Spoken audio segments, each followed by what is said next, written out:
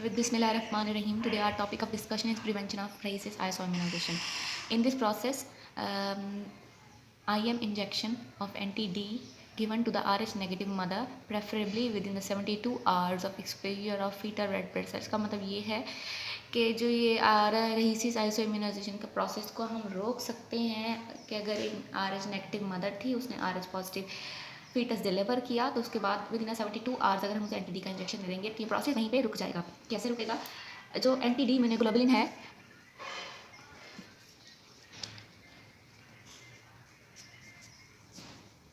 Anti D immunoglobulin mop up any circulating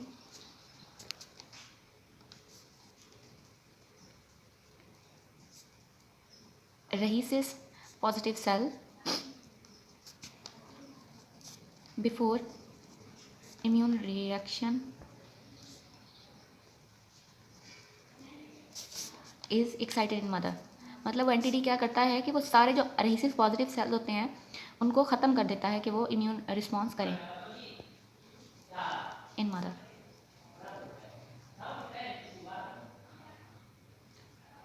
dose of anti जो होती है वो डिटरमाइन होती है by the gestation at which sensitisation occur size of fetal maternal. जितना fetal maternal haemorrhage हुआ होगा या जिस गैस्टेशन पे जो है वो सेंसिटाइज हुई होगी मदर, हम उसी लिहाज से एंटी डी देंगे। Pregnancy, volume of fetal blood small. कहता है कि फर्स्ट ट्राइमेस्टर में जो होती है फीटल ब्लड वॉल्यूम स्मॉल होता है तो हम स्टैंडर्ड एंटी डी की इंजेक्शन देते हैं, इंटरनेशनल यूनिट देते हैं standard dose of anti D given. लेकिन ये जो डोज है एंटी डी की वो कंट्री टू कंट्री वेरी करती है, ठीक है। और अगर ये जो फीटल मैटरनल हेमरेज है या जो सेंसिटाइजेशन होती है वो सेकंड या थर्ड ट्राइमेस्टर में हो, सेकंड और थर्ड ट्राइमेस्टर में लार्ज वॉल्यूम ऑफ ब्लड होता है फीटस में, तो इसके लिए लार्जर डोज इज गिवन। इसके लिए एक हम टेस्ट करते हैं जिसको हम कहते हैं क्लाइहोर टेस्ट। देखेंगे क्लाइहोर टेस्ट हम करते हैं वो क्या होता है। इस क्लाइहोर टेस्ट, ठीक है। स्पेलिंग है KLIEHAUER, क्लाइहोर टेस्ट, ठीक है। ये करते कहाँ है? Is the test of maternal blood, मतलब माँ से ब्लड लेते हैं, test of maternal blood to determine the proportion of fetal cell present। तो इससे हमें पता चलेगा कितनी अमाउंट जो है हमें इम्यूनोग्लोबुलिन रिक्वायर है अगर ज़्यादा फीटल सेल प्रेजेंट होंगे, ठीक है। तो ये हम इसलिए करते हैं, ये भी हमें एंटी डी की अमाउंट बताता है कि कितना इंटरनेशनल यूनिट हमने मदर को देने हैं कि उसमें आइसो इम्यूनाइजेशन का प्रोसेस ना हो। ये क्या डिटरमाइन करता है? Proportion of fetal cell present the maternal blood. In many countries,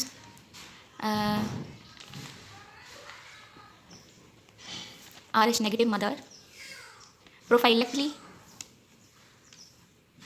given NTD at 28 and or 34 weeks routinely. This based on the finding that small number of Rh negative women become sensitized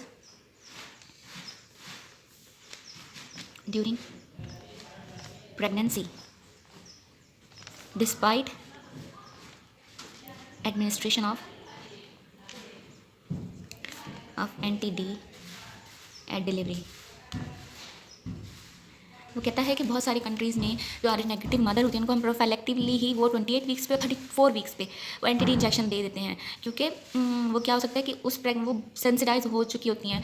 अगर हम उनको पहले भी हमने उनको injection दिया होता है एंटी डी डिलीवरी पिछली प्रेगनेंसी में डिलीवरी के वक्त, लेकिन फिर भी हो सकता है कि उनमें सेंसिटाइज होने की एबिलिटी हो पड़ी, तो प्रोफाइलेक्टिवली उनको 34 और 38 वीक्स पे 28 और 34 वीक्स पे रूटीनली हम एंटी डी दे देते हैं।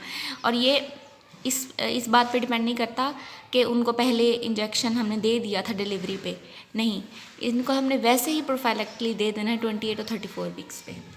तो till now we have discuss about the prevention of rhesus isoimmunization. इससे हम लोग क्या कर देते हैं कि जो IM इंजेक्शन देते हैं हम लोग एंटी डी मदर को प्रेफरेबली 72 आवर्स में जब उसने डिलीवर किया होता है एक RH पॉजिटिव फीटस को, उसके 72 आवर्स में, विद इन 72 आवर्स हम उसको एक एंटीडी का IM इंजेक्शन दे देते हैं। वो क्या करता है, वो सर्कुलेटिंग जो RSS पॉजिटिव सेल्स होते हैं उनको मॉप अप कर देता है, मतलब उनको सप्रेस कर देता है बिफोर के मदर में कोई इम्यून रिस्पॉन्स हो, वो उनको सप्रेस कर देता है। जो एग्जैक्ट डोज होती है एंटीडी इंजेक्शन की, वो हम लोग गेस्टेशन जिस पे सेंसिटाइजेशन हुई होती है उस चीज़ पे डिपेंड करती है, और कि हेमरेज ज़्यादा हुआ है या कम हुआ है। ज़्यादातर जो फर्स्ट ट्राइमेस्टर पे जो फीटल ब्लड वॉल्यूम होता है वो कम होता है, जो एक्सटेंडेड डोज दी जाती है, लेकिन थर्ड और सेकंड पे जो ब्लड वॉल्यूम होता है फीटस का वो ज़्यादा आता है, तो लार्जर डोज दी जाती है। ठीक है, इसके लिए हम एक हेयर टेस्ट करते हैं। इसमें हम लोग मैटरनल ब्लड यूज़ करते हैं कि उसमें हम पता चल जाता है कि कितने फीटल सेल हैं, तो इस बात से भी हम डोज जो है एंटीडी की डिफाइन कर सकते हैं कि कितनी देनी है। बहुत सारे कंट्रीज़ में एक RH नेगेटिव मदर है, उसे प्रीवियस डिलीवरी पे भी हमने 72 आवर्स के अंदर एंटीडी दे दिया था, लेकिन प्रोफाइलेक्टिवली बहुत सारी कंट्रीज़ में वो 28 और 34 वीक्स पे दे देते हैं एंटीडी इंजेक्शन, कि अगर उनमें सेंसिटाइज होने की एबिलिटी हो या कोई भी हेमरेज हो जाए या ऐसा इवेंट हो जाए जिससे मदर सेंसिटाइज हो जाए, तो प्रोफाइलेक्टिकली एंटीडी इंजेक्शन दे देते हैं, और ये प्रोफाइलेक्शन जो है रिड्यूस कर देती है रिस्क ऑफ रेहिसिस आइसोइम्यूनाइजेशन। तो ये हमने प्रिवेंशन पढ़ ली। तो अब हम करेंगे, अगर एक बेबी को हो गई रेहिसिस डिजीज और वुमेन हो गई सेंसिटाइज, उसकी मैनेजमेंट क्या होगी। Now management of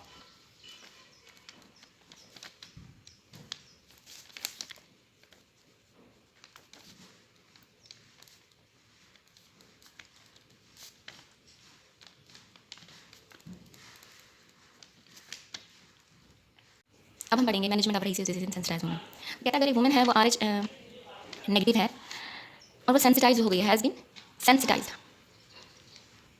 to RH या rhesus antigen, no amount of एंटीडी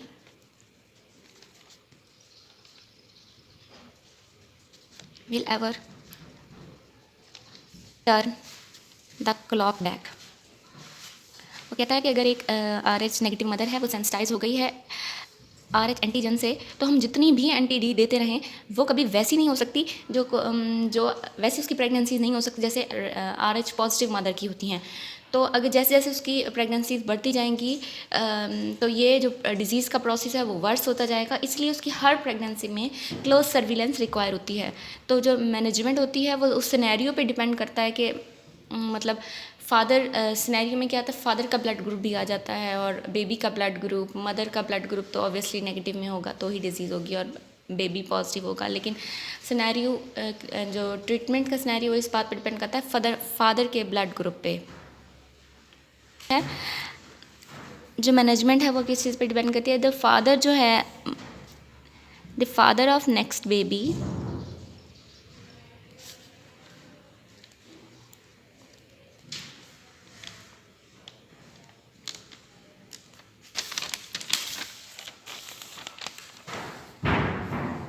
is D rhesus negative. ठीक है, कोई रिस्क नहीं होगा।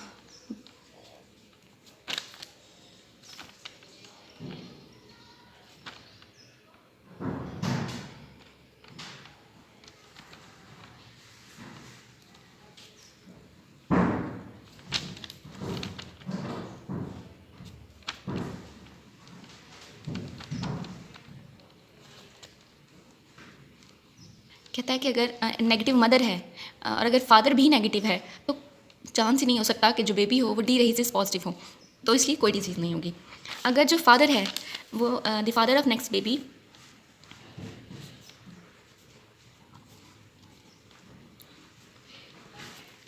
RH पॉजिटिव, तो इसमें हेट्रोजाइगस कंडीशन हो जाती है। मदर नेगेटिव है और फादर क्या है, पॉजिटिव है, तो ये हेट्रोजाइगस हो गए।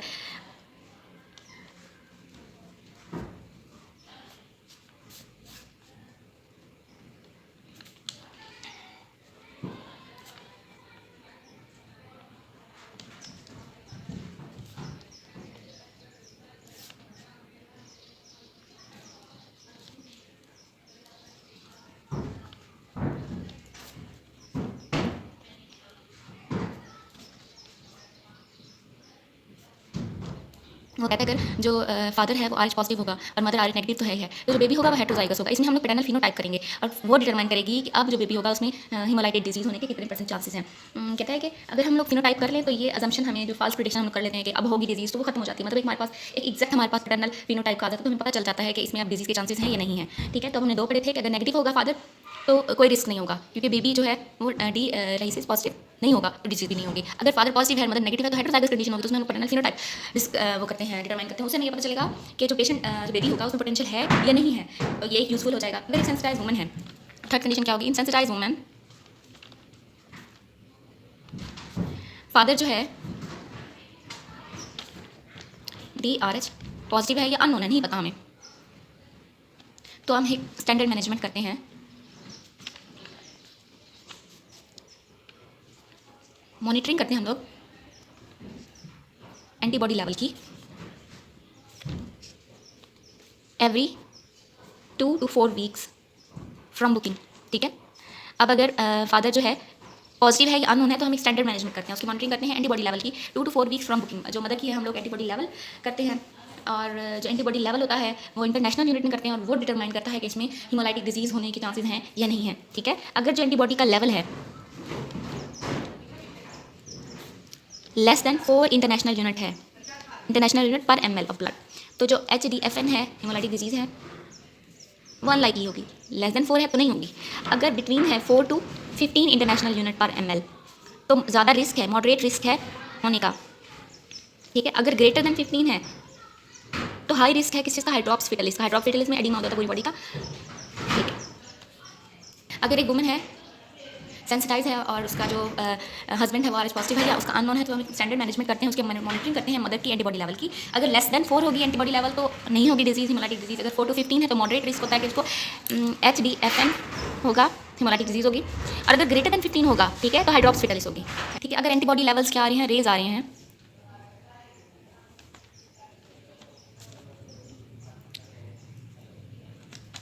तो we should examine the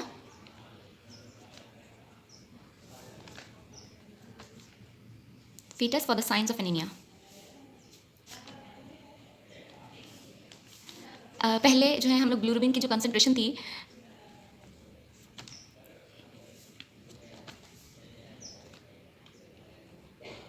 amniotic fluid से हम लोग करते थे,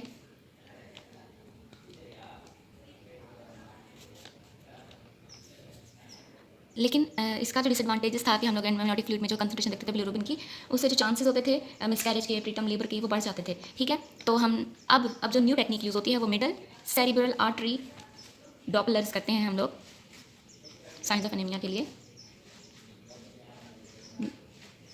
ये फीटल एनीमिया के लिए एक रिलायबल है मेथड है।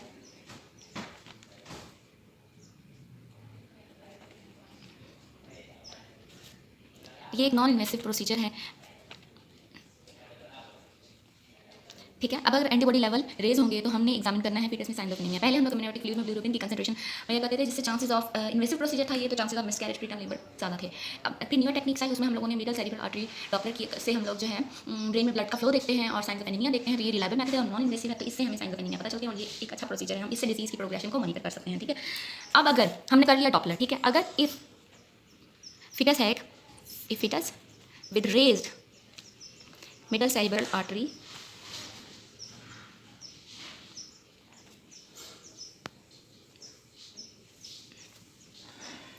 हाई प्रोबेबिलिटी ऑफ एनीमिया, कि मतलब अगर रेज एमसी है तो उसमें प्रोबेबिलिटी ऑफ एनीमिया क्या है, ज़्यादा है। ठीक है, तो हम उसके लिए फिर ट्रीटमेंट देते हैं कि एनीमिया ज़्यादा हो गया तो हमें पता चल गया तो हम ट्रीटमेंट क्या देंगे कि हम लोग या तो ट्रीटमेंट ऑप्शन में हमारे पास एक आती है डिलीवरी जो हमने करानी है वो 36 और 37 वीक्स तक करानी है। अगर प्री मेच्योर बेबी है तो हम क्या करेंगे, उसके लिए प्री मेच्योर बेबी है तो हम उसके लिए क्या करेंगे कि हम उसमें ट्रांसफ्यूजन करेंगे। ठीक है, ब्लड ट्रांसफ्यूजन करेंगे फीटस में। ठीक है, एक हमारे पास डिलीवरी है अगर मतलब 36 या 37 वीक्स पे, अगर हमारे पास प्री मेच्योर है फीटस है तो हम ब्लड ट्रांसफ्यूजन करेंगे। ठीक है, जो ब्लड ट्रांसफ्यूजन है वो लाइफ सेविंग होता है बहुत सारे फीटस के लिए, तो इसलिए प्री मेच्योर बेबी को डिलीवर कराने से बेहतर है कि हम उसकी ट्रांसफ्यूजन करें। ठीक है, लेकिन इसका एक साइड इफेक्ट होता है ट्रांसफ्यूजन का, ये जो है फीटल एरिथ्रोपोइसिस को भी सप्रेस कर देता है, फीटस की एरिथ्रोपोइसिस फीटस मेरिट उसको भी सप्रेस कर देता है। तो जो कंसंट्रेशन होती है एंटीजन पॉजिटिव सेल जो हिमोलाइसिस के लिए अवेलेबल होती है उनकी कंसंट्रेशन भी कम कर देता है। ठीक है, तो अब जो ब्लड ट्रांसफ्यूजन है इसका हमने पढ़ लिया कि इसका साइड इफेक्ट क्या है, कि ये फीटल एरिथ्रोपोइसिस को भी क्या कर देता है, सप्रेस कर देता है। ठीक है, अब करते कैसे हैं हम लोग, ठीक है, हम लोग जो है इंटू अम्बिलिकल वेन करते हैं, फीटस की into umbilical vein at point of, at position कर लेते हैं, at position of cord insertion. Ideally हम लोग ये प्लेसेंटा में करते हैं, थ्रू प्लेसेंटा, सैक से नहीं, ठीक है। पहला जो मेथड है ट्रांसफिजन का फीटस में वो अम्बिलिकल वेन में at the point, at the position of cord insertion through placenta, amniotic sac नहीं हम यूज़ करते हैं, या तो इंट्राहेपेटिक वेन, ठीक है, इंट्राहेपेटिक वेन, या तो पेरिटोनियल कैविटी में। ये इतना इफेक्टिव नहीं है क्योंकि कुछ ही ब्लड जो होता है वो अब्जॉर्ब होता है, बाकी जो होता है वो ज़ाया हो जाता है, मतलब फीटस अब्जॉर्ब ही नहीं कर पाता इससे, ठीक है। अब हम वो कहता है कि अब हम कैसे डिसाइड करेंगे कि हमने जो एनीमिक फीटस है उसको कैसे ब्लड देना है। ये इतना हम लोग इन्वेस्टिव प्रोसीजर तो कर रहे हैं ना, तो कैसे कंफर्म करेंगे कि हम उसको किस तरह का ब्लड दें। और इसके लिए ब्लड देने के लिए हमें कंफर्मेशन होनी चाहिए बेबी की फीटस की एनीमिक होने की, और वो ब्लड जो है वो किस तरह का होना चाहिए। मैं आपको बताती हूँ, जो ट्रांसफ्यूज ब्लड हो, ट्रांसफ्यूजन के लिए जो ब्लड हम यूज़ करेंगे इज़ RH-D नेगेटिव, मतलब मदर के टाइप का हो, ठीक है। तो क्रॉस मैच भी कहाँ से करेंगे, माँ से करेंगे, क्रॉस मैचिंग हम माँ से करेंगे, होना भी RH-D नेगेटिव चाहिए विद मैटरनल सैंपल, ठीक है। क्रॉस मैच करेंगे मैटरनल सैंपल से, डेंसली पैक होना चाहिए, ठीक है। HB यूजली अराउंड 30 ग्राम पर लीटर। तो मतलब ये डेंसली पैक होगा तो स्मॉल वॉल्यूम यूज़ होता है, ठीक है। इसमें जो वाइट सेल्स हों वो नहीं होने चाहिए, वाइट सेल्स डिप्लीटेड हों, ठीक है। और इन्फेक्शंस के लिए स्क्रीन होना चाहिए वो ब्लड, ठीक है, स्क्रीन्ड फॉर इन्फेक्शंस इंक्लूडिंग साइटोमेगैलोवायरस। वो कहता है अब अगर डिलीवरी हो गई, ठीक है, और बेबी एनीमिक है तो हमारे पास एक न्यूनेटोलॉजिस्ट होना चाहिए और हमारे पास ब्लड भी होना चाहिए कि हम उसे ब्लड दे सकें। और जो भी बेबीज़ बॉर्न होंगे RH नेगेटिव वुमेन से, उनके कॉर्ड से हम सैंपल लेंगे डिलीवरी के वक्त, ताकि हमें उसका ब्लड काउंट पता चले, उसका ब्लड ग्रुप पता चले। और इनडायरेक्ट कूम्स टेस्ट करेंगे जो कि हम एंटीबॉडीज़ जो है वो उससे पता चलेगा कि फीटस में कितनी एंटीबॉडीज़ हैं, ठीक है। चलें हम एक दफ़ा हम दोबारा रिवाइज करते हैं, ठीक है, स्टार्ट से करते हैं। हमारा टॉपिक था प्रिवेंशन ऑफ रेसिस आइसोइम्यूनाइजेशन। इसमें हम लोग क्या करते हैं कि कैसे प्रिवेंट कर सकते हैं हम लोग। जब एक RH नेगेटिव मदर ने RH पॉजिटिव फीटस डिलीवर किया तो हम विदिन 72 आवर्स में उसे हम NTD इंजेक्शन IM देते हैं, और मतलब मस्ट है कि उसे IM दे देंगे, IM इंजेक्शन दें।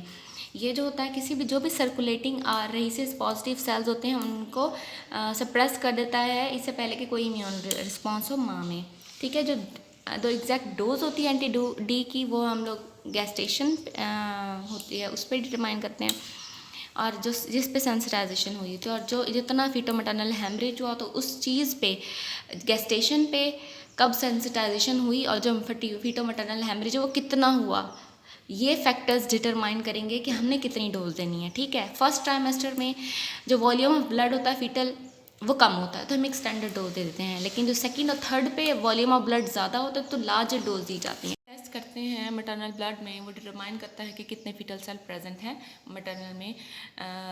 तो इस चीज़ से भी हम लोग NTD की इंटरनेशनल यूनिट डिसाइड कर सकते हैं, ठीक है। बहुत सारी कंट्रीज़ में एक अगर कोई RH नेगेटिव मदर है तो ड्यूरिंग प्रेगनेंसी उसको 28 वीक्स पे और 34 वीक्स पे प्रोफाइलैक्टिक रूटीन में इंजेक्शन दे देते हैं, क्योंकि हो सकता है कि कोई जो मदर है वो सेंसिटाइज हो गई हो, तो इससे क्या होता है चांसेस जो होते हैं रेसिस डिजीज़ के वो रिड्यूस हो जाते हैं, ठीक है। हो सकता है कि हमने उसे पिछली प्रेगनेंसी में मतलब फर्स्ट प्रेगनेंसी में हमने उसे अपनी डिलीवरी के वक्त NTD दिया हो, लेकिन ये जो है कुछ कंट्रीज़ में ये टेक्निक भी की जाती है कि प्रोफाइलैक्सिस में 28 और 34 वीक्स पे दी जाती है। अब अगर डिजीज़ हो गई तो उसकी मैनेजमेंट कैसे करेंगे, तो ये कुछ फैक्टर्स जो NTD की अमाउंट केसेस पे कुछ, अगर एक बार मदर सेंसिटाइज हो गई तो NTD की जितने भी अमाउंट हम देंगे वो उस चीज़ को दोबारा वापस वैसे नहीं कर सकती, तो इसके लिए कुछ फैक्टर्स होते हैं। अगर फादर जो है नेक्स्ट बेबी का वो नेगेटिव है, रेसिस नेगेटिव है, तो जो बेबी होगा वो रेसिस पॉजिटिव तो होगा ही नहीं, मतलब माँ भी नेगेटिव है बाप भी नेगेटिव है तो कोई रिस्क ही नहीं है, क्योंकि बेबी तो कभी पॉजिटिव होगा ही नहीं तो कोई डिजीज़ नहीं होगी। अगर फादर जो है बेबी का वो पॉजिटिव है तो इस कंडीशन में जो बेबी होगा वो हेट्रोजाइगस होगा, तो इसमें हो सकता है कि इसको HDFN के चांसेस हों। तो इसमें हम लोग क्या करते हैं पैटर्नल फिनोटाइप करते हैं, फिनोटाइप से हमें पता चल जाएगा उनके इसमें डेवलपमेंट के चांसेस हैं HDFN या नहीं, तो इसमें पैटर्नल फिनोटाइप बहुत ज़रूरी है। अगर एक वुमेन सेंसिटाइज है, फादर पॉजिटिव है या DRH पॉजिटिव है या कोई अननोन है, तो हम एक स्टैंडर्ड मैनेजमेंट करते हैं। उसके लिए हम लोग एंटीबॉडी लेवल्स मुहैया करते हैं माँ में हर 2 to 4 वीक्स की बुकिंग पे, ठीक है। उसमें अगर antibody level less than 4 international unit पर ml होंगे तो नहीं होगी डिजीज़, हीमोलाइटिक डिजीज़। अगर 4 to 15 होंगे तो होंगे चांसेस, मॉडरेट रिस्क होगा कि HDFN हो। अगर ग्रेटर देन 15 होगा तो हाई रिस्क होगा हाइड्रोप्स फिटलिस का। अगर एंटीबॉडी लेवल हाई है, हमें पता चल गया, तो हमने फीटल साइंस ऑफ एनीमिया को देखना है। जो पहले जो है हम लोग बिलिरुबिन की कंसंट्रेशन देखते थे एम्यूनेटिक फ्लूइड में, तो ये एक इन्वेसिव प्रोसीजर था जिससे चांसेस ऑफ प्रीमेच्योर डिलीवरी या मिसकैरेज के चांसेस बढ़ जाते थे। फिर एक टेक्निक आई MCA डॉपलर, इसमें हम लोग फीटल एनीमिया देखते हैं। ये रिलायबल है और नॉन इन्वेसिव है, इसमें चांसेस कम हो जाते हैं मिसकैरेज के। तो अगर फीटस है उसके रेज MCA है डॉपलर में, तो उसको चांसेस हैं कि उसका एनीमिया होगा, तो उसकी ट्रीटमेंट क्या होगी? या तो हम डिलीवरी कराते हैं, डिलीवरी तब हम कराएंगे, या तो अगर वो गेस्टेशन 36-37 वीक्स की है। मैच्योर में भी हम डिलीवरी करा सकते हैं। अगर प्री मैच्योर है तो उसमें हम ब्लड ट्रांसफ्यूजन करेंगे। ब्लड ट्रांसफ्यूजन कैसे कराएंगे? अम्लाइकल वेन से करेंगे, जहाँ पे कॉर्ड इंसियन मतलब इंसर्शन हो रही होती है थ्रू प्लेसेंटा। एमनियोटिक सैक से नहीं करेंगे। या तो इंट्राहेपेटिक वेन से करेंगे कि इंट्रापेरिटोनियली करेंगे, लेकिन जो पेरिटोनियली है वो कम ब्लड अब्सॉर्ब होता है। जो ट्रांसफ्यूज ब्लड होता है वो होना चाहिए RH-D नेगेटिव होना चाहिए। मदर के ब्लड से जो क्रॉस मैच होना चाहिए, डेंसली पैक होना चाहिए, वाइट सेल डिप्लीटेड होना चाहिए, स्क्रीन फॉर इन्फेक्शन होना चाहिए। अगर डिलीवरी हो रही है, अगर हम डिलीवरी करा रहे हैं, मैच्योर बेबी है, तो उसके लिए हमारे पास एक नियोनेटोलॉजिस्ट होना चाहिए और हमारे पास ब्लड होना चाहिए, ताकि हम लोग अगर बेबी एनीमिक हो तो फ़ौरन से हम लोग उसको ब्लड लगा दें। और हमने उस डिलीवरी के वक्त हम कॉर्ड से ब्लड लेते हैं ताकि हम लोग बेबी के ब्लड ग्रुप का पता चले, ब्लड काउंट का पता चले और इनडायरेक्ट कूम्स टेस्ट कर सकें। वो इनडायरेक्ट कूम्स टेस्ट का मैंने आपको लास्ट लेक्चर में बता दिया था। और अगर आप लोगों को किसी भी लेक्चर पे वीडियो चाहिए तो kindly let me know in the comment box, और do like share and subscribe. Thanks.